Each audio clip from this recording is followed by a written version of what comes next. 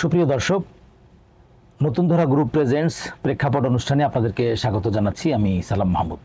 আজকে আমাদের স্টুডিওতে কথা বলার জন্য উপস্থিত রয়েছেন আমাদের দেশের একজন বরেণ্য আইনজীবী Alhaj Mohammad Borhanuddin, advocate, Bangladesh supreme court, chief prosecutor, border guard Bangladesh, additional attorney general, সাবেক সভাপতি ও সাধারণ সম্পাদক, ঢাকা আইনজীবী সমিতি, চেয়ারপারসনের উপদেষ্টা, বাংলাদেশ জাতীয়তাবাদী দল বিএনপি।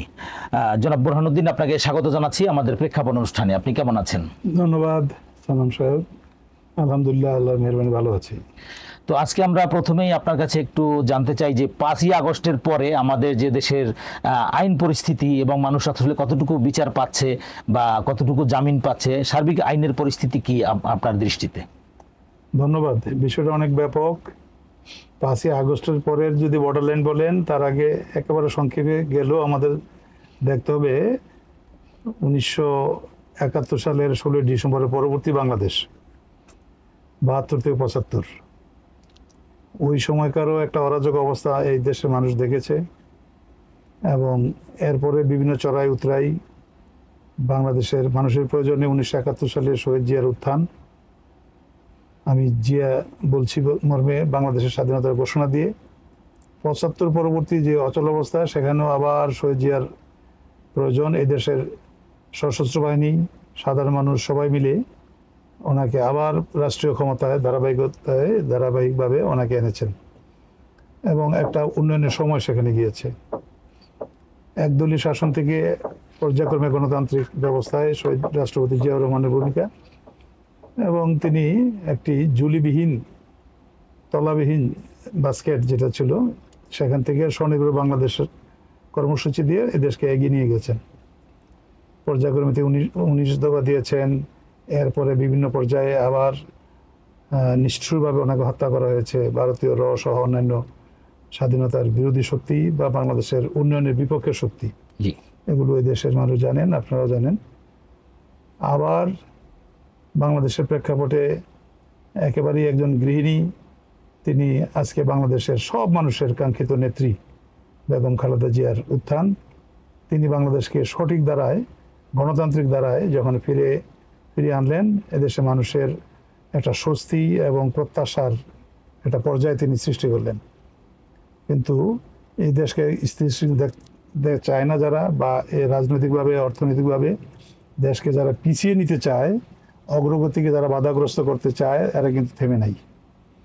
তাদের ধারাবাহিকতায়, তাদের সমর্থনে স্বৈর শাসকের যে উত্থান আমরা দেখি, শেখ হাসিনার তৃতীয়বার রাষ্ট্রীয় ক্ষমতা আসা, এবং বারবার বলা হতো উন্নয়নের গণতন্ত্র চলছে। তিনি বিভিন্ন নামে নিজকে প্রতিষ্ঠিত করেছেন।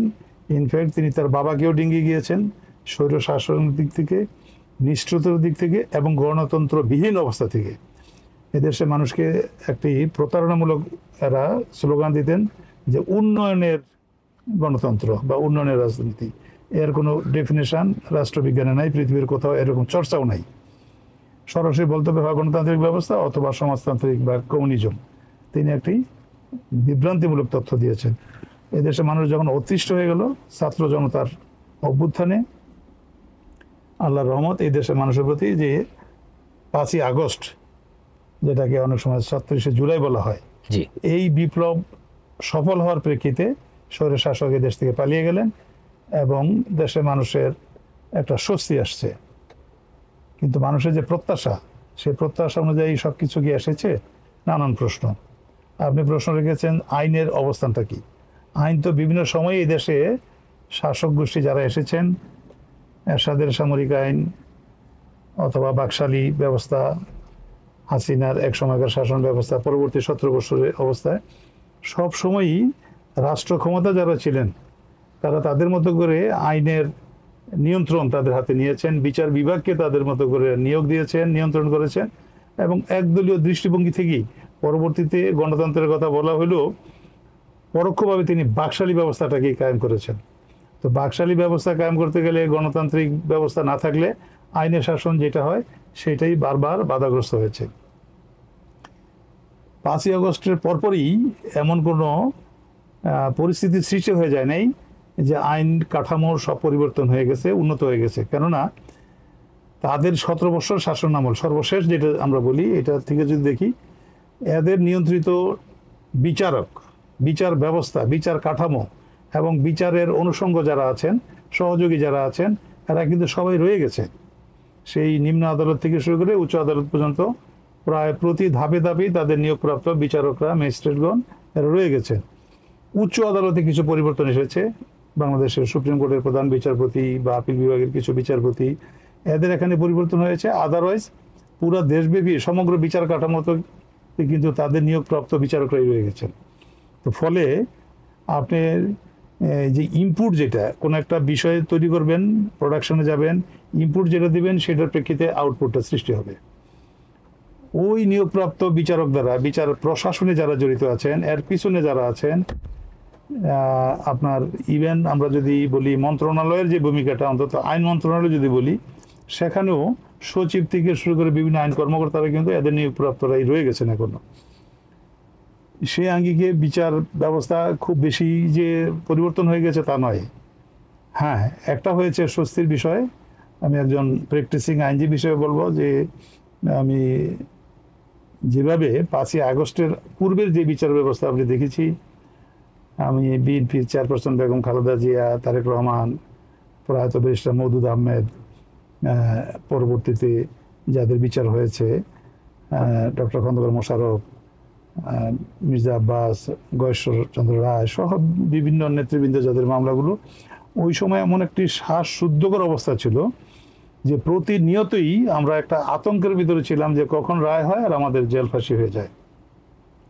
আর নিম্ন আদালতে আপনারা পর্যবেক্ষণে নিশ্চয়ই এগুলি দেখেছেন, নিম্ন আদালতে শেষের দিকে এমন একটি জগদ্দল পাথরের মতো একটা অবস্থা সৃষ্টি হলো যে ম্যাজিস্ট্রেসিতে বিএনপি বা জামাতও যদি আমরা বলি, ডানপন্থী তৎকালীন সরকারের বিপক্ষে যারা ছিলেন, তাদের মামলাগুলো তাদের হাতে যখনই এসেছে, এগুলিকে বিচার নামে একটা প্রহসন, একটা বিচার ব্যবস্থা রেখে সমান শাস্তি দিয়ে গেছেন।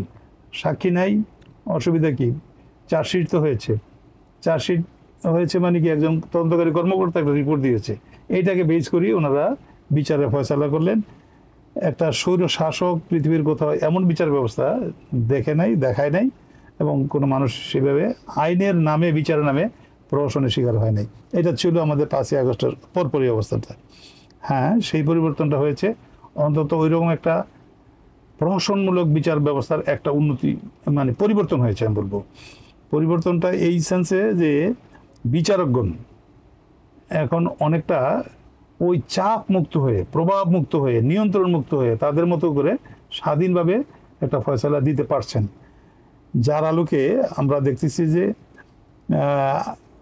লক্ষ লক্ষ বিচার প্রার্থী ন্যায় বিচার পাচ্ছেন। অন্তত ওই যে নির্দেশিত বিচার ব্যবস্থা, ফরমাইশি বিচার ব্যাপার যেটা বলে, সেইটার একটা অবসান ঘটেছে। সেই দিক থেকে মানুষের বিচার প্রার্থী যারা ছিলেন, যাদের বিরুদ্ধে অযাচিত মামলা ছিল, আপনার গায়েবী মামলা ছিল, এইসব লোকগুলো একটা স্বস্তির অবস্থায় এসেছেন এবং অনেকের মামলা থেকে তারা পরিত্রাণ পেয়েছেন, খালাস পেয়েছেন, এবং বেশ কিছু মামলা বর্তমান সরকার প্রত্যাহার করে নিয়েছেন। এই দিক থেকে একটা উন্নতি আছে। কিন্তু আমি আবার বলবো যে এখন পর্যন্ত কিন্তু ওই নিয়োগপ্রাপ্ত বিচারকরা রয়ে গেছেন সর্বস্তরে। তো ফলে আপাতত স্বস্তি হলো, এইটাই কিন্তু চূড়ান্ত অবস্থান সৃষ্টি হয় নাই। কেন হয় নাই? আপনার শুধু বিচার অংশের সাথেই জড়িত তারা না, সামগ্রিকভাবে পুলিশ যারা ফৌজদারি মামলাগুলো রিসিভ করেন, মামলা দায়ের করেন, তদন্ত করেন, এবং তাদের রিপোর্টের প্রেক্ষিতে যে মামলাগুলোর ফলাফল নির্ধারিত হয়, এই পুলিশ বাহিনী কিন্তু সবই রয়ে গেছে, A to Z। কিছু পরিবর্তন হয়েছে, কিছু সাসপেন্ডেড হয়েছে, আদারওয়াইজ সামগ্রিকভাবে প্রায় 90% পুলিশ বিভিন্ন পর্যায়ে এখনও সক্রিয়ভাবেই কর্মরত আছেন। তো তাদের দেওয়া ফলাফলের রিপোর্টের ভিত্তিতে মামলাগুলো ফয়সালা হচ্ছে। সেখানেও একটা অনিশ্চিত অবস্থা আমি বলবো রয়ে গেছে। আর পুলিশ এখন প্রায় নিষ্ক্রিয় বলা যায়। থানায় যান বা পুলিশের কোনো সাহায্যের জন্য যান, পুলিশের কার্যক্রমের জন্য যান, এরা নিষ্ক্রিয়। তো নিষ্ক্রিয় ফলে তার ফলে আপনার আইনশৃঙ্খলার কিন্তু তেমন উন্নতি হচ্ছে না। তো আইন শৃঙ্খলার সাথে বিচার ব্যবস্থার একটা সম্পর্ক রয়ে গেছে। আইন শৃঙ্খলার অবনতির ফলে আপনার নানান ধরনের সামাজিক অবক্ষয়, আপনার ধরেন যত্রতত্র অপরাধের প্রবণতাটা বেড়েছে, কিশোর অপরাধ, কিশোর গ্যাং এদের তৎপরতা বেড়েছে, তাতে অনেক মানুষ ক্ষতিগ্রস্ত হচ্ছে, সাধারণ মানুষের নিরাপত্তার ব্যাপারে একটা হুমকি হয়ে আছে। তো এগুলোর সাথে সরাসরি না হলেও পরোক্ষভাবে বিচার ব্যবস্থাটা জড়িত। আর উচ্চ আদালত পর্যন্ত যদি আমরা বলি, হ্যাঁ, উচ্চ আদালতেও একটা পরিবর্তন হয়েছে। যারা বিচারাধীন এবং পরবর্তীতে আপিল পর্যায়ে ছিল, তাদের মামলাগুলোর একটা সুফল পাচ্ছেন যারা ওই পর্যায়ে আসামি ছিলেন। এবং সেইগুলো আপনারা দেখেছেন, বাংলাদেশের সর্বোচ্চ পর্যায়ের বিচার প্রার্থী যারা ছিলেন, বিএনপি চেয়ারপারসন বেগম খালেদা জিয়া, আমি ওনার মামলা করেছি, জনাব তারেক রহমান, আমি ওনার মামলা করেছি, এই যে আপনার গ্রেডের মামলা ছিলাম, আপনার হলো এই অরফানেজ ট্রাস্টের যে মামলা, এগুলো আমি কন্ডাক্টিং লয়ার ছিলাম। এরকম অন্যান্য যারা অকারণে নির্দেশিত হয়ে ফরমাইশি বিচার যাদেরকে সাজা দেওয়া হয়েছিল, এই সাজাগুলোর পরে উচ্চ আদালতে যেগুলি পেন্ডিং ছিল, আলহামদুলিল্লাহ একটা স্বস্তির সংবাদ, বিএনপি জামাত সহ যারা এই বিচারের নামে হয়রানির শিকার হয়েছিলেন তাদের একটা স্বস্তির জায়গা, যে হ্যাঁ, যেটা হাইকোর্ট পর্যায়ের আপিল বিভাগে অথবা যেটা হাইকোর্টও নিষ্পত্তি হয়ে গিয়েছিল সেটা আপিল বিভাগে, যেটা আমরা সুপ্রিম কোর্ট বলি, সেখানে তাদের সপক্ষে ফলাফলগুলি এসেছে। এইটা একটা স্বস্তির সংবাদ, এখানে প্রশংসনীয় একটা পর্যায়ে আছে, এটা বলবো। তারপরেও বিচারকদের নিয়োগের বিষয়টা এখন রয়ে গেছে। এগুলো আমাদের উচ্চ আদালতের বিচারক নিয়োগের বিষয়গুলো দেখেন আপনারা, যেই প্রক্রিয়ায় বিচারক নিয়োগ হতো, বিচারকদের অপসারণ করা হতো, সেই কাঠামোটা অনেকখানি রয়ে গেছে। এখনও ইন্ডিপেন্ডেন্স অফ জুডিশিয়ারি কাগজে কলমে থাকলেও 111-এর সময় পড়ে গেছিল, সেটা বাস্তবায়ন ছিল না। ইনফ্যাক্ট বাস্তবায়ন বিহাইন্ড দি ব্যাক, একজন শেখ হাসিনা তিনি যা চাইতেন সেটাই বিচারকের নামে বা বিচারকের মুখ দিয়ে বা বিচারকের কলম দিয়ে প্রতিফলিত হতো। তো এগুলোর অন রেকর্ড, অন সিস্টেম, এগুলি কিন্তু এখনো অবসান ঘটে নাই। এগুলি উন্নতি হইতে হবে, এগুলি পরিবর্তন হইতে হবে, চেষ্টা চলতেছে। আরেকটা আপনারা জানেন, সংস্কার, ব্যাপক অংশের কথা বলবো না, অন্তত আইন অঙ্গের সংস্কার যেগুলি হচ্ছে, এই সংস্কার কমিশনের আমি ক্ষুদ্র একজন সদস্য। নারী ও শিশু নির্যাতনের যে একটা ব্যাপক পরিবর্তিত আইন যেটা আপনারা পেয়েছেন, এইটাতেও ঝিনাইদহের ঘটনার পরে, আসিয়ার ঘটনার পরে আমি একজন ক্ষুদ্র সদস্য, ওই আইনটা সংস্কারের আমি একজন সদস্য। আমাদের ফৌজদারি কার্যবিধির পরিবর্তন হচ্ছে, অন্যান্য আইনের পরিবর্তন হচ্ছে, সেখানেও আমি একজন ক্ষুদ্র আইনজীবী হিসাবে আমি সম্পৃক্ত আছি।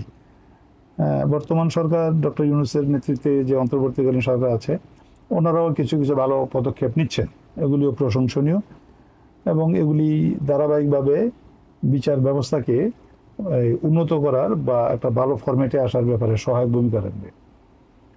আপাতত আমার কাছে ধন্যবাদ। আমি আরেকটি বিষয় আপনার কাছে জানতে চাই যে 5ই আগস্টের পরে যে ডক্টর ইউনূসের সরকার যে পরিচালিত হচ্ছিল, এবং সেখানে আমরা শেষের দিকে এসে দেখলাম যে রাজনৈতিক দলগুলোর সাথে একটা সাংঘর্ষিক অবস্থার মধ্যে কিন্তু এই সরকার চলে এসেছিল, এবং পরবর্তীতে আমরা যেটা শুনেছি যে বেগম খালেদা জিয়ার হস্তক্ষেপে বা তিনি মিটিং করে একটা নির্দেশনা দিয়েছেন নেতাকর্মীদেরকে, এবং তারপরেই একটি লন্ডনে গুরুত্বপূর্ণ মিটিং, এবং তারপরে কিন্তু রাজনৈতিক যে একটা শান্ত বা সুন্দর পরিবেশ।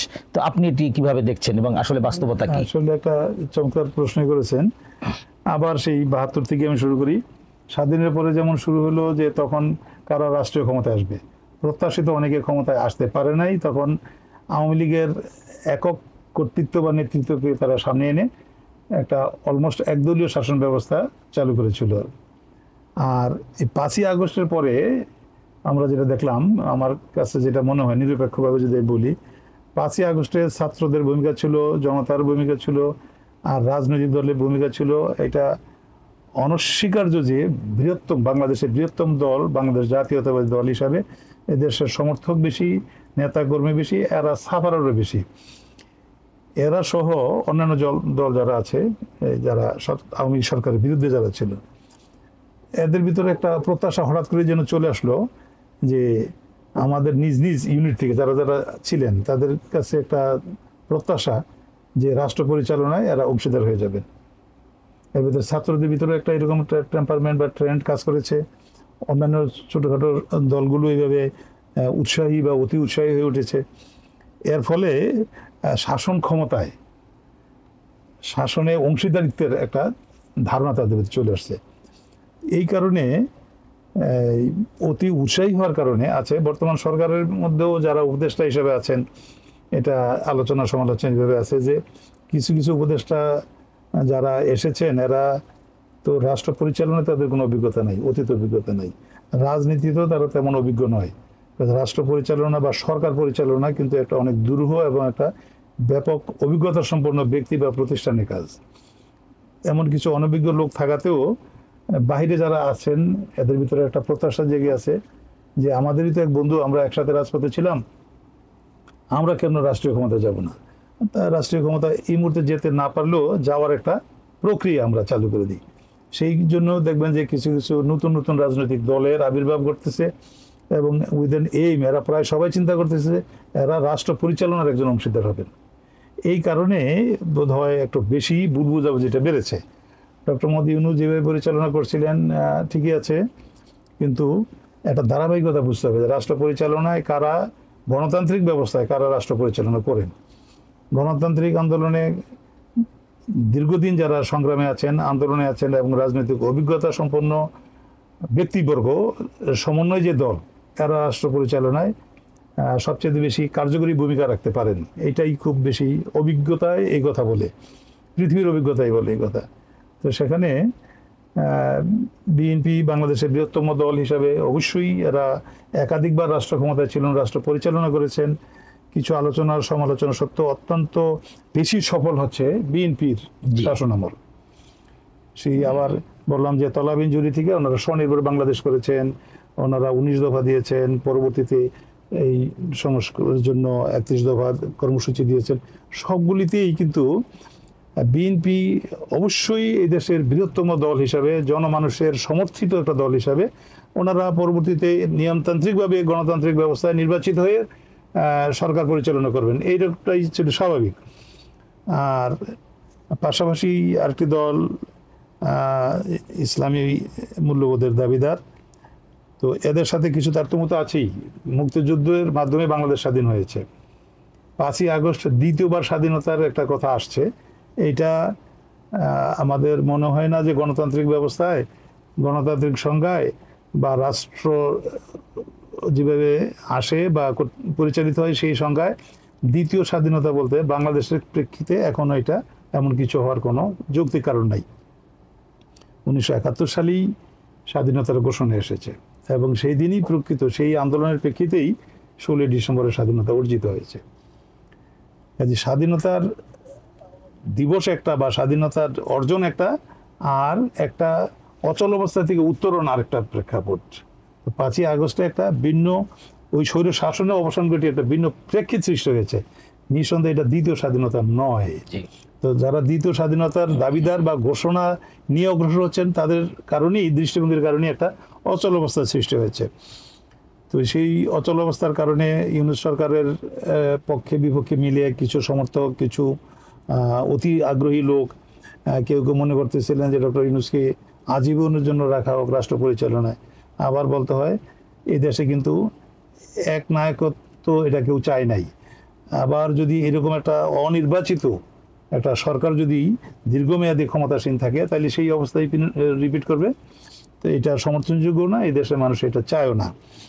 অবশ্যই সেখানে নির্বাচনের ব্যাপার হবে, নির্বাচনে যারা আসবে তারাই নির্বাচিত হয়ে এবং তারা দল ঠিক করবেন যে নির্বাচনে তাদের সহযোগী কারা থাকবেন, তাদের সাথে আন্দোলন সংগ্রামে কারা ছিলেন, তাদেরকে নিয়ে সরকার গঠন করবে। যেটা অ্যাক্টিং চেয়ারপারসন আমাদের তারেক রহমান সাহেব একাধিকবার বলেছেন যে বিগত সরকারের বিরুদ্ধে, হাসিনা সরকারের বিরুদ্ধে যারা আন্দোলন সংগ্রামে ছিলেন এরা নির্বাচিত হোক বা না হোক তাদেরকে নিয়ে সম্পৃক্ত করেই আমরা পরবর্তী সরকার আমরা পরিচালনা করব।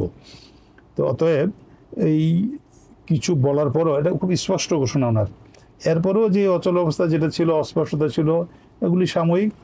এবং আমি মনে করি যে বাংলাদেশে এখনো কিংবদন্তি নেত্রী বেগম খালেদা জিয়া অত্যন্ত ধৈর্যশীল ব্যক্তিগতভাবে তো ওনার সাথে আমাদের দীর্ঘদিনের পরিচয়, আমার একটা পদবি দেখেছেন। জি আমি যেটা ইনফ্যাক্ট আমার চাওয়া ছিল না, আমার নেত্রী হয়তো আমার কোনো কাজে বা একাধিক ভাবেই ওনাদের মামলা মোকদ্দমা পরিচালনা করেছি, সেখানে আমার বিশ্বস্ততা বা কিছু আমার বিচক্ষণতা এগুলি দেখেছেন, যে কারণে উপদেষ্টার পদ পদবি দিয়েছেন। তো ওনাকে আমি দেখেছি যে খুব ধীর সুস্থ একজন নেত্রী, শুনেন বেশি, কথা বলেন কম, শুনে তিনি সিদ্ধান্ত নেন এবং সিদ্ধান্তটা সঠিকভাবে পর্যালোচনা করে অন্যান্যদেরকে মতামত নিয়েই সিদ্ধান্ত নেন। এবং এই সিদ্ধান্তটাই বাংলাদেশে এই পর্যন্ত যারা শাসক গোষ্ঠী বা শাসন ব্যবস্থায় এসেছেন, শি ইজ দি টপ। অত্যন্ত ধীরসুস্থে তিনি চিন্তা ভাবনা করে সিদ্ধান্ত নেন। পক্ষান্তরে হটকারী আমরা শেখ হাসিনা শাসন ব্যবস্থা দেখেছি, অন্যান্যদের দেখেছি। তো শেখ হাসিনার পরের আবার বলতে হয় যে বেগম খালেদা জিয়ার প্রতি যে নিষ্ঠুরতা করা হয়েছে, তাকে সাজা দিয়ে কোথায় রাখা হয়েছে? কেন্দ্রীয় কারাগার, পুরানা জেলখানা যেটা আমরা বলি, সেখানে স্যাঁতস্যাঁতে কক্ষে রাখা হয়েছে। সেখানে একটা বিচারিক আদালত করা হয়েছে। আনফর্চুনেট, আপনারা যদি দেখেন, আপনাদের রুমে ঢুকতে আমার যেরকম ছোট ছোট করে বেরিয়ে আসতেছে, ওই জেলখানায় ওনাকে যখন আনা হতো, আমরা তো মামলা পরিচালনা করেছি, এইরকম একটা অবস্থা, একটা হুইল চেয়ারে করে করে করে ঘুরে ঘুরে ঘুরে উনি একটা ক্যাঙ্গারু কোর্ট, মানে যেটা শেরেবাংলা নগরকে ক্যাঙ্গারু কোর্ট বলা হয়, এর চাইতেও জঘন্য একটা কোর্ট ছিল কেন্দ্রীয় কারাগারের, সেই কোর্টে এসেছেন। উনি শারীরিকভাবে অনেক অসুস্থতার পরেও ধীরভাবে তিনি মাথা নিচু না করে দেশের মানুষের মুক্তির জন্য খুবই শক্তভাবে একটা অবস্থা নিয়ে আসছেন যে এই স্বৈর শাসনের অবসান ঘটেই আমরা ক্ষমতায় আসবো। তো এরকম একজন দূরদর্শী নেত্রী, একজন বিচক্ষণ নেত্রী, তিনি শারীরিকভাবে অসুস্থতার মধ্যেও তিনি মানসিকভাবে কিন্তু অসুস্থ হন নাই। তার আত্মবিশ্বাস গণতন্ত্রের প্রতি এবং মানুষের জন্য, এগুলো তার ছিল। সেই কারণেই ওনার সুচিন্তিত মতামতের প্রেক্ষিতে যে অচল অবস্থাটা, এটা একটা ম্যাজিকের মতো কাজ করেছেন। তিনি কিন্তু পরিষ্কারভাবে বলেছেন যে ইউনূস সরকারের বিরোধিতা করবেন না, কারণ একটা সরকারকে পর্যায়ক্রমে উত্তরণের জন্য একটা স্পেস দিতে হবে, কি প্রক্রিয়া আগানো হবে। আপনাদের যদি মনে থাকে, হোসেন মোহাম্মদ এরশাদের অপসারণের পরে যখন আন্দোলনের মুখে তিনি পদত্যাগ করবেন, তখন কি করা হলো? তখন তৎকালীন ভাইস প্রেসিডেন্ট মওদুদ আহমদ সাহেবকে প্রেসিডেন্ট হিসাবে নিয়োগ দেওয়া হলো। তাহলে এরশাদের ক্ষমতাটা মওদুদ সাহেবের কাছে আসতেছে, মওদুদ সাহেব পরবর্তীতে আবার শাহাবুদ্দিন সাহেবের কাছে ক্ষমতা দিচ্ছে। একটা প্রক্রিয়াগত একটা পদক্ষেপ লাগবে, একটা সিঁড়ি লাগবে, চেইন লাগবে। তো সেই অবস্থানটাই আমাদের বাংলাদেশের অত্যন্ত আকাঙ্ক্ষিত নেত্রী বেগম খালেদা জিয়া, তিনি সিদ্ধান্ত দিলেন যে না, এই ইউনূস সরকারের মাধ্যমেই একটা প্রক্রিয়াগত পর্যায়ে এই দেশে গণতন্ত্রের উত্তরণে যে সিঁড়ি, সেখানে ঢুকতে হবে। এবং তারপরেই কিন্তু এর আগে দেখছেন যে অনেকে অনেক, আমরা নাম না বলি বলছি, অনেকে অনেক ধরনের সমালোচনা করত, সেগুলিও কিছুটা যেন আমাদের শৃঙ্খলার বাইরে চলে যাচ্ছিল। বাট ফাইনালি এমিলানি বংশীবাদক একজন আছেন, বেগম খালেদা জিয়া, তিনি যেই সিদ্ধান্তটা দিলেন, যে পরামর্শ দিলেন, দেখেন যে সব কিছুর পরিবর্তন হয়ে গেছে। জামাতে ইসলাম যারা ভিন্ন দৃষ্টিভঙ্গিতে মনে করেছেন যে কিছু সময় গেলে বিএনপির জনপ্রিয়তা কমে যাবে, আমরা রাষ্ট্রীয় ক্ষমতা চলে আসবো, বিষয়টা তো সহজ তো না, 18 কোটি মানুষের দেশ। জি। তো আলহামদুলিল্লাহ এখন যেই পথে এগুচ্ছে, আমরা বিশ্বাস করি একটা নির্বাচন অত্যন্ত গ্রহণযোগ্য, একটা সুষ্ঠু, সকল ভোটারদের অংশগ্রহণে একটা ভোট হবে, স্বাধীনভাবে ভোট দিতে পারবেন। সেই ভোটে যারা নির্বাচিত হয়ে আসবেন, সেই নির্বাচিত প্রতিনিধির মাধ্যমে দেশ পরিচালিত হবে। গণতন্ত্রের নামে যেই দেশের সংগ্রাম শুরু হয়েছিল, সেটা এই ধারাবাহিকতায় চড়াই উত্তরের মাধ্যমে কখনো কখনো ব্যাঘাতগ্রস্ত হয়েছে, কখনো কিছু সময় চলছে, আবার ভালোভাবে শুরু হবে। 2026 ফেব্রুয়ারির কথা বলা হচ্ছে, 2025 ডিসেম্বরের দাবিও ছিল। জি। তো একটা পর্যায়ে আমরা এখন বিশ্বাস করি যে শীঘ্রই একটা নির্বাচনী কার্যক্রম শুরু হয়ে যাচ্ছে। নির্বাচন কমিশনকে এই ব্যাপারে কিছু নির্দেশনা দেওয়া হচ্ছে এবং ওনাদের কার্যক্রম শুরু হয়েছে। তো ফলে এই দেশ একটা নির্বাচনে অংশগ্রহণের মাধ্যমে তাদের প্রতিনিধি নির্বাচনের সুযোগ পাবে এবং নির্বাচিত সরকার এই দেশে রাষ্ট্রীয় ক্ষমতা নেবেন। তো যদি আগামী নির্বাচনে আমরা ফেব্রুয়ারিতে বলি বা যখনই জানুয়ারিতে বা ফেব্রুয়ারিতে যখনই নির্বাচনটি হয়, এবং যদি আসলে যেটা প্রেক্ষাপট মনে হচ্ছে যে বাংলাদেশ জাতীয়বাদী দল বিএনপি যদি সরকার গঠন করে, তো বাংলাদেশ যেভাবে এগুচ্ছে আজকে পদ্মা সেতু দিয়ে আমরা অনেক সহজে যোগাযোগ করতে পারি বা মেট্রো রেল দিয়ে, তো আগামী বাংলাদেশ বিএনপির নেতৃত্বে আমরা কেমন পাবো বলে আপনি স্বপ্ন দেখেন? ধন্যবাদ আপনাকে। বাংলাদেশের অগ্রগতি বুঝতে হবে যোগাযোগের অংশ যেটা বললেন। শহীদ রাষ্ট্রপতি জিয়াউর রহমান যেটা এই যে আমাদের প্রথম যে ব্রিজটা ছিল, আপনার ঢাকা থেকে যদি আপনার চিটাগাংয়ের দিকে যান, নোয়াখালী, সিলেট যেই রুটে যান, ড্যামরার এখানে একটা ফেরি ছিল। জিয়াউর রহমানের জীবদ্দশায় প্রথম এই ফেরিটার পরিবর্তে ব্রিজ চালু করে। বাংলাদেশের দীর্ঘতম যদি ব্রিজ বলি আমরা, দাউদকান্দি যেটা ব্রিজটা, এটা বিএনপির আমলে কর্নেল অলি আহমদ তখন যোগাযোগ মন্ত্রী, কম খরচে সবচেয়ে চমৎকার একটা ব্রিজ হয়েছে। যোগাযোগ ব্যবস্থা খেয়াল করেন, এগুলি পর্যায়ক্রমে হবে। এরপরে আমরা আরেকটা বাংলাদেশের সবচাইতে ঐতিহাসিক ব্রিজ যদি আমরা বলি, সেটা হচ্ছে যেটা যমুনা নদীর উপরে যে ব্রিজ, কেমন এই ব্রিজটা যেদিন উদ্বোধন করবেন বেগম খালেদা জিয়া, উদ্বোধনী অনুষ্ঠানে বাংলাদেশে পৃথিবীর বিভিন্ন দেশের রাষ্ট্রদূত যারা ছিলেন, অ্যাম্বাসেডার যারা ছিলেন, এদের সমন্বয় এবং অন্যান্য ঋণ সংস্থা, সাহায্য সংস্থা, এডিবি সহ এদের সমস্ত প্রতিনিধি সহ ওই যমুনার ওই পাশে আপনার যেটা কালিয়াতি এলাকায় এখানে একটা অনুষ্ঠান হবে, ওই ব্রিজ উদ্বোধন। সেই দিন আমরা দেখলাম স্বৈরশাসক, পরবর্তীতে স্টাবলিশ স্বৈরশাসক যিনি আজকে পালিয়ে গেছেন, শেখ হাসিনার নেতৃত্বে ওই গ্রুপ তারা হরতাল দিলেন। দেশের সবচাইতে প্রয়োজনীয় ব্রিজটা উদ্বোধন হবে সেই দিন দিলেন হরতাল। আচ্ছা, সেই ব্রিজটার কাজ প্রায় 70% শেষ হয়ে গেছে, নাম ছিল যমুনা সেতু। যারা বিরোধিতা করলেন উনি এসে কি নাম দিলেন, সেই ব্রিজের নাম বঙ্গবন্ধু সেতু। তো আপনার উন্নয়নের কথা যদি বলেন, যোগাযোগ ব্যবস্থার কথা যদি বলেন, এটা তো আমাদের পাস্ট রেকর্ড থেকে যদি আমরা দেখি, তাহলে তো এটা বিএনপি করে গেছেন। একটা পদ্মা সেতু সম্পর্কে বলা হয় যেই পরিমাণ অপচয় দুর্নীতির আশ্রয় নিয়েছেন, এইরকম বলা হয় 20টা পদ্মা সেতু করা যেত। এগুলি তদন্তের পর্যায়ক্রমে আসবে, এগুলি বিচারে আওতাধীন আসবে এবং এগুলির জবাবদিহিতা করতেই হবে। তো বাংলাদেশ যেই আপনার উন্নতির কথা বলছি, প্রগতির কথা বলছি, যোগাযোগ ব্যবস্থা উন্নত না হলে কোনো দেশের অর্থনীতির উন্নয়ন হয় না। সেই উন্নয়নটা তো বিএনপি করে গেছে, এবং পরবর্তী সুযোগ পেলে বিএনপি তার অতীত পারফরমেন্স থেকেই তো বলে যে বিএনপি সবচাইতে বেশি প্রয়োজনীয় কাজগুলি করবেন। তিনি শিক্ষা ব্যবস্থায় উন্নতি করে গেছেন, মেয়েদের অবৈতনিক শিক্ষার ব্যবস্থা চালু করে গেছেন। আমাদের সমুদ্রের যে সম্পদ, এই সম্পদটা যে বাংলাদেশের সম্পদ, এই ব্যাপারে 72 থেকে 75 কোনো কার্যক্রমই ছিল না, এই সম্পর্কে কোনো মন্ত্রণালয় ছিল না, শিশু কিশোরদের জন্য কোনো মন্ত্রণালয় ছিল না, বিজ্ঞান ভিত্তিক কর্মসূচির জন্য কোনো মন্ত্রণালয় ছিল না। তো এই কাজগুলো 72 থেকে 75 প্রথম দিকে যারা আসবেন তাদের কাছে তো সব ওপেন, তারা সবগুলি করে ফেলবেন, অন্তত নামকরণটা করবেন যে এই এই এই সেক্টরে আমাদের ডেভেলপমেন্ট লাগবে। সেই ডেভেলপমেন্টগুলো কিন্তু তারা আইডেন্টিফাই করতে পারেনি। তাহলে দেখা যাচ্ছে কি যে এই বিএনপি বা বাংলাদেশ জাতীয়তাবাদী দল, আমরা শুধু রাজনৈতিকভাবে বলি না, বৃহত্তম দল, প্রতিষ্ঠিত। তাদের দীর্ঘ সময়ে বিভিন্ন পর্যায়ে যে শাসন আমল ছিল, সেই শাসন আমলের রেজাল্ট থেকে আমরা বলছি। নকলমুক্ত শিক্ষা ব্যবস্থা এই দেশের ধ্বংস ছিল। 72 থেকে যে শিক্ষা ব্যবস্থাটা নকলের মধ্যে কেউ কেউ প্রশ্ন করছে যে আমি পুলিশটা বানান কীরকম, এই তো একসময় ছিল। তো সেখানে তো বিএনপি চেয়ারপারসন বেগম খালেদা জিয়া যখন প্রধানমন্ত্রী ছিলেন, এহসানুল হক মিলন যখন শিক্ষা প্রতিমন্ত্রী ছিলেন, পরীক্ষা কেন্দ্রগুলিতে গিয়ে বস্তার পর বস্তা নকলের সমারোহ চলে, এগুলি বন্ধ করেছেন। জি। তো এগুলো উন্নয়ন করেছেন। স্বাস্থ্য খাতে একটা ব্যাপক উন্নয়ন আসছে তখন, সফলতা। স্বাস্থ্য খাতের সেই সফলতার প্রেক্ষিতে এটা বলা হয় গড় আয়ু বেড়ে গেছে। তো অনেকগুলি সেক্টরই তো বিএনপির অবদান। আরেকটা যদি বলি, অর্থনীতির আরেকটা বড় উৎস বাংলাদেশ এখন হচ্ছে গার্মেন্টস সেক্টর। গার্মেন্টস সেক্টর তো বিএনপির আমলের। জি। এরপরে বিদেশের সাথে যে সম্পর্ক, মুসলিম রাষ্ট্রগুলির সাথে সম্পর্ক, শহীদ রাষ্ট্রপতি জিয়াউর রহমান তিনি চিন্তা করলেন যে আমরা নিশ্চয়ই স্বাধীনতার পরে কিছু বিপর্যয় হয়েছে, আমাদের তো অর্থনীতি ভঙ্গুর ঠিক আছে, এটা রিকভার করার জন্য আমরা কোত্থেকে সাহায্য পাবো। আমাদের মুসলিম কান্ট্রিগুলিতে প্রচুর টাকা রয়ে গেছে।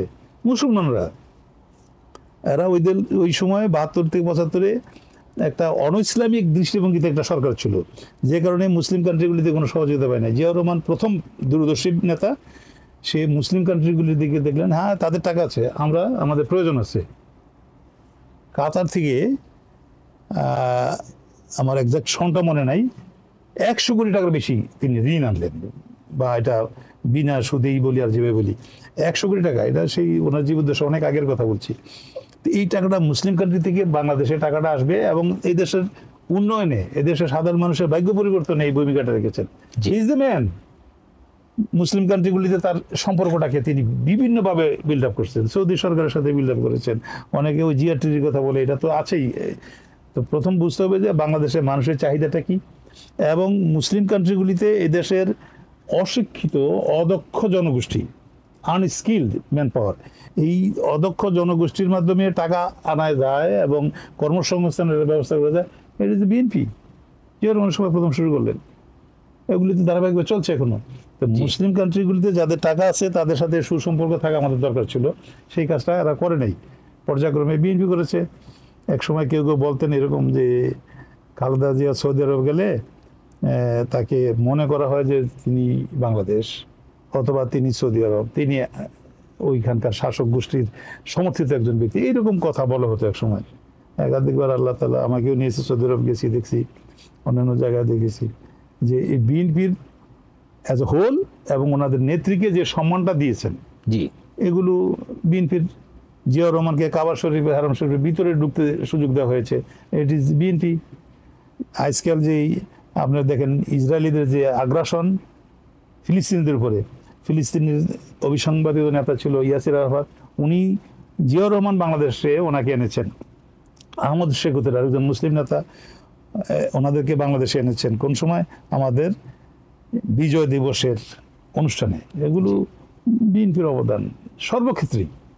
কাজেই আগামীতে যদি দেশের জনগণ, যদি আমি বলবো না, আমি একজন ওই দলের একজন কর্মী সমর্থক হিসেবে বলবো যে নিশ্চয়ই এদেশের জনগণ স্বাধীনভাবে ভোট দিয়ে তাদের পছন্দের লোক হিসাবে জাতীয় দলকে তারা ক্ষমতাসীন আনবেন, নির্বাচিত করবেন, এবং ওনার রাষ্ট্র পরিচালনার সুযোগ পেলে জন আকাঙ্ক্ষা যেখানে যেখানে অনিয়ম আছে, দুর্নীতির বিরুদ্ধে ম্যাডামের একটা ঘোষণা ছিল আগে আমার মনে আছে, দুর্নীতি এবং সন্ত্রাসের বিরুদ্ধে ওনার স্লোগান ছিল। তো দুর্নীতির অভিযোগ যেটা বলা হয় যে বিএনপির আমলে, না, এই কথাটা আমরা কেন জানি পরিসংখ্যানটা ভুল করি, প্রচারটা হয় না। আওয়ামী লীগের শাসন আমলে 96-2001-এ 3বার তারা চ্যাম্পিয়ন হয়েছে দুর্নীতিতে। বিএনপির সময় সেটাকে নিচের দিকে নামিয়ে আনা হয়েছে, কিন্তু এটা প্রচার করেছে উল্টা যে বিএনপির আমলে বোধহয় চ্যাম্পিয়ন হয়েছে। No, it's not that. কাজেই করাপশন, এই দেশের টাকা এই দেশ থেকে বাইরে পাচার করা, এই যে এটা এই গত 17 বছর হয়েছে, অকল্পনীয়। এগুলি তো আপনারা মিডিয়ার লোক ভালো জানেন। বেগমপাড়া করেছেন, একমাত্র এক সাইফুজ্জামান চৌধুরী, আখতারুজ্জামান বাবু যে খুনি, হুমায়ুন জহিরের মার্ডার কেসের আসামি, সে মামলা আমি করেছি। তো উনি লন্ডনে, ওনার 400-500 ফ্ল্যাট আছে। এক একজনের কত পরিমাণ টাকা এই দেশ থেকে তারা নিয়ে গেছে। জি। আরেকটা হলো ওই সামিট গ্রুপের মালিক আজিজ খান, সে সিঙ্গাপুরে নাকি সবচেয়ে ধনী লোক। টাকাটা করতে আসলো বাবার থেকে আসছে, বাবার থেকে আসছে টাকা, বলা হয় বাবা রাজাকার ছিল। তো এই টাকা তো বাংলাদেশ থেকে তারা নিয়েছে। এক ভাই আওয়ামী লীগের মন্ত্রী, কর্নেল, আর ভাই ওখানে এই দেশ থেকে টাকা পাচার করে এইসব করতেছেন। ওগুলিও মামলা হয়েছে, ওই মামলা আমরা করেছিলাম, কিন্তু শেখ হাসিনা ক্ষমতা আসার পরে সব মামলাগুলি আবার উইথড্র করে ফেলছে। তো অনেক অনিয়ম, ব্যাপক অনিয়ম, শেষ নেই। বলা হয় বিহাইন্ড দ্য ব্যাক, আপনার যদি একটু এই অনুষ্ঠানে চোখ দিয়ে দেখেন, শেখ হাসিনার সময় অর্থ পাচারের সবচেয়ে বড় যেই রুটটা ছিল, যেই সবচেয়ে বড় যেই ব্যক্তি সম্পৃক্ত ছিল, সেটা শেখ রেহানা। অকল্পনীয়। এগুলো আমরা কিছু কিছু মামলা এনেছিলাম, কিন্তু পরে এগুলো আমরা কন্টিনিউ করতে পারি নাই। এরা ক্ষমতাসীন হওয়ার পরে সব ধ্বংস করে দিছে। কিভাবে টাকা নেওয়া হয়েছে, ওই বঙ্গবন্ধু মেমোরিয়াল ট্রাস্ট একটা বাড়ি, পাশে বাড়িটা কিনেছেন 3 কোটি টাকায় এবং 99 লক্ষ টাকায় রেজিস্ট্রেশন হয়েছে। এই যে 2 কোটি কত টাকা ফাঁকি দেওয়া হলো, এই বিষয়ে একটা মামলা হয়েছে। সেখানে আমরা ওই মামলার বিষয়ে ভিতরে অনুসন্ধান শেষে তদন্ত শেষে পেলাম এই টাকাটা এসেছে আজিজ খানের ওই সামিট গ্রুপের টার্নকি সিস্টেমে একটা পাওয়ার প্ল্যান্ট চালু করে দিবে। এইটার আমরা কি বলবো এটাকে ঘুষের শব্দটা, এইটার যে কমিশন, সে কমিশন বাবদ তাদের আরেক মন্ত্রী ছিল শেখ সেলিম, তাদের বংশর, এবং তিনি ফৌজদারি কার্যবিধির 164 ধারা, যেটা আমরা স্বীকারোক্তিমূলক জবানবন্দি বলি, সেই স্বীকারোক্তি দিয়ে সে বলছেন কীভাবে ওই টাকাটা এনেছে। ওই পাওয়ার গ্রুপের কাজটা পাইয়ে দিবেন, সেই কারণে 3 কোটি টাকা ঘুষ নিয়েছেন। সেই টাকা দিয়ে ওইখানে মামলা জমিটা কিনেছে, আবার কিনতে গিয়ে সেখানে ট্যাক্স ফাঁকি দিয়েছে। এই হচ্ছে তাদের এই খুবই সামান্য চিত্র দুর্নীতির। তো বাংলাদেশ যদি আলহামদুলিল্লাহ এই দেশে আবার গণতান্ত্রিক ব্যবস্থা ফিরে আসে, জাতীয়তাবাদী দল রাষ্ট্রীয় ক্ষমতায় আসে, কিছু সময় হতে লাগবে কিন্তু এটা ইমপ্রুভ করবে। এখনকার সময় কিছুটা থেমে আছে, এটাও একটা স্বস্তির বিষয়। আপাতত পাচারটা হচ্ছে না, কিন্তু দেশ তো অনেক ক্ষতিগ্রস্ত হয়েছে, অর্থনীতি তো একেবারেই ভঙ্গুর অবস্থায় চলে আসছে, প্রোডাকশন নাই, নতুন করে ইনভেস্টমেন্ট কম হচ্ছে। এগুলো বাংলাদেশ এর উত্তরণ ঘটার জন্যই নির্বাচন লাগবে, নির্বাচিত সরকার লাগবে, এবং সেই প্রেক্ষিতে জনগণের আকাঙ্ক্ষা বিএনপি ক্ষমতা আসলে এগুলো ইনশাআল্লাহ পুনরায় আবার চালু হবে, দেশ ভালো জায়গায় যাবে। জি, অনেক ধন্যবাদ। প্রেক্ষাপট অনুষ্ঠানে সময় দিয়েছেন, সুন্দর আলোচনা করেছেন, আপনাকে অনেক ধন্যবাদ। থ্যাংক ইউ ভাই, আসসালামু আলাইকুম। প্রিয় দর্শক, পরবর্তী অনুষ্ঠানে আবার কথা হবে। সবাই ভালো থাকবেন, সুন্দর থাকবেন। আল্লাহ হাফেজ।